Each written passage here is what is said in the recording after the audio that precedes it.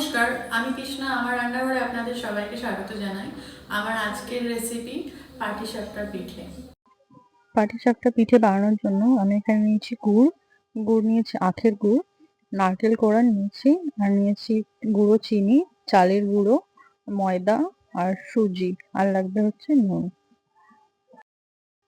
একটা বড় পাত্রের মধ্যে মেজারমেন্ট কাপ মেপে আমি সমস্ত জিনিস ব্যবহার করছি।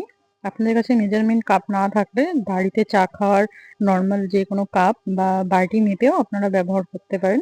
দিচ্ছি 2 কাপ ময়দা।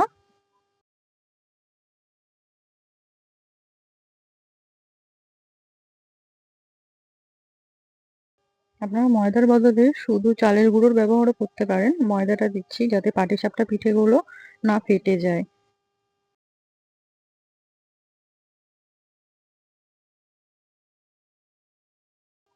আর দিচ্ছি 1 কাপ চালের গুঁড়ো।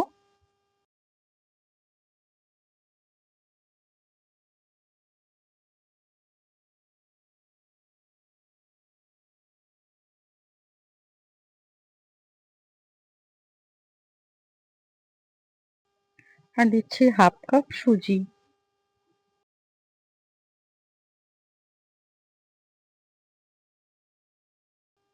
আর দিচ্ছি 1 কাপ চিনি। এখানে আমি আরো 4 চামচ চিনি অ্যাড করেছি। টোটাল 1 কাপ চিনি আমি ব্যবহার করছি, চিনির গুঁড়ো। আর সামান্য পরিমাণে একটু নুন দিয়ে দিচ্ছি। এবার সমস্ত শুকনো উপকরণগুলোকে একসাথে প্রথমে মিশিয়ে নিচ্ছি।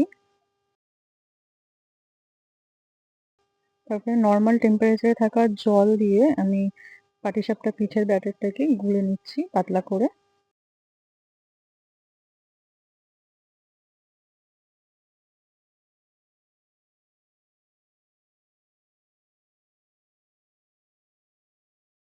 আমি একবারে পুরো জলের ব্যবহার করছি না, অল্প অল্প করে জল দিয়ে আমি গুলে নিচ্ছি ব্যাটারটাকে।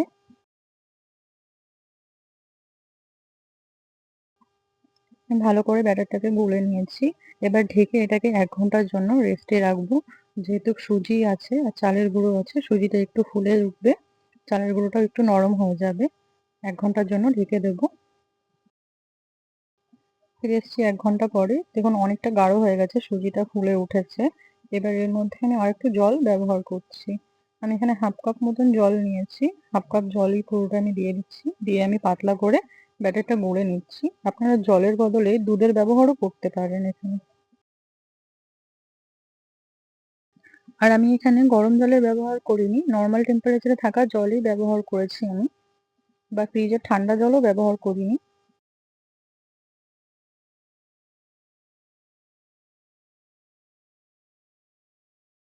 এবার নারকেলের পুরটা আমি রেডি করে নেব। একটা প্যান বসিয়েছি গ্যাসে। প্যানে আমি দিয়ে দিয়েছি 4 টেবিল স্পুন মতন জল একটু। আর আমি এখানে গুড় দিয়ে দিচ্ছি 4 থেকে 5 টেবিল স্পুন মতো। আপনারা যেরকম মিষ্টিটা খান সেরকমই গুড়ের ব্যবহার করবেন।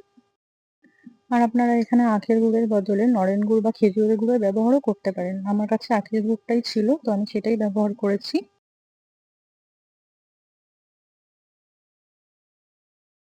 এবার গুড়টা দিয়ে গুড়টা সম্পূর্ণভাবে গলে যাওয়ার জন্য অপেক্ষা করব।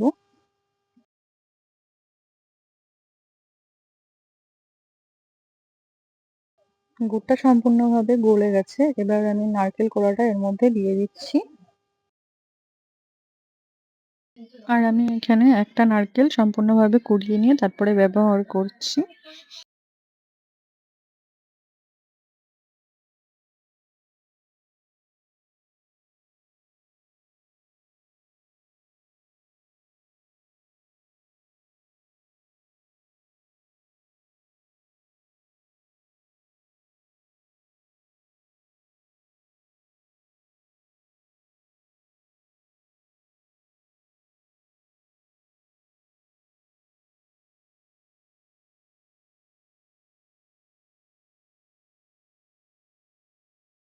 আমার নারকেলের পুর একদম রেডি হয়ে গেছে, দেখুন একদম কড়াই ছেড়ে দিচ্ছে। এবার আমি নামিয়ে নেব।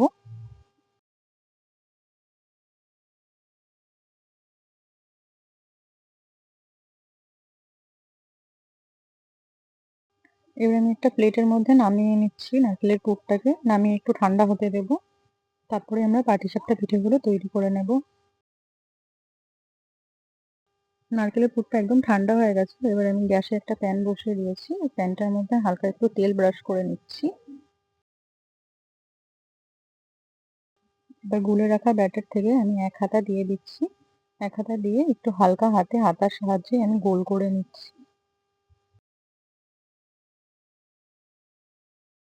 গোল করে নিয়েছি। এবার 2 সেকেন্ডের জন্য একটু ঢেকে দেবো আমি। 2 সেকেন্ড পর দেখুন উপরটা একদম হয়ে গেছে। এবার নারকেলের পুরটা দিয়ে দেবো আমি উপর থেকে।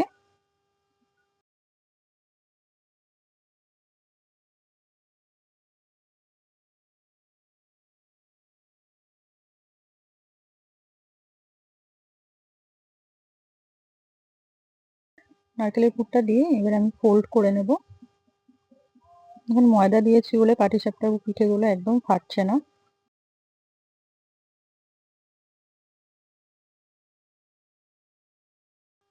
আমি একটু চেপে চেপে ফোল্ড করে নিচ্ছি পাটিসাপটা পিঠেগুলোকে।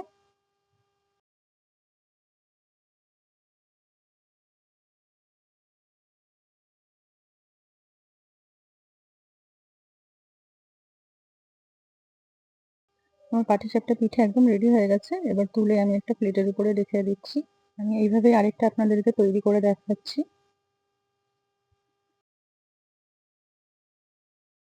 প্রথমে একটু প্যানের মধ্যে তেল ব্রাশ করে নিচ্ছি।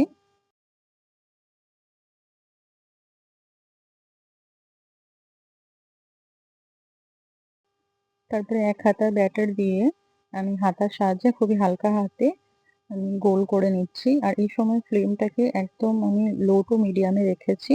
এবার এটাকে 2 সেকেন্ডের জন্য একটু ঢেকে দেব। 2 সেকেন্ড পর উপরটা একদম হয়ে গেছে, মানে শুকিয়ে গেছে।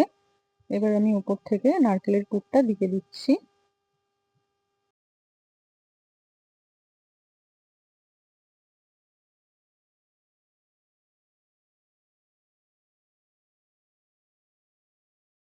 নারকেলের পুরটা দিয়ে একটু চেপে চেপে আমি আবার ফোল্ড করে নিচ্ছি।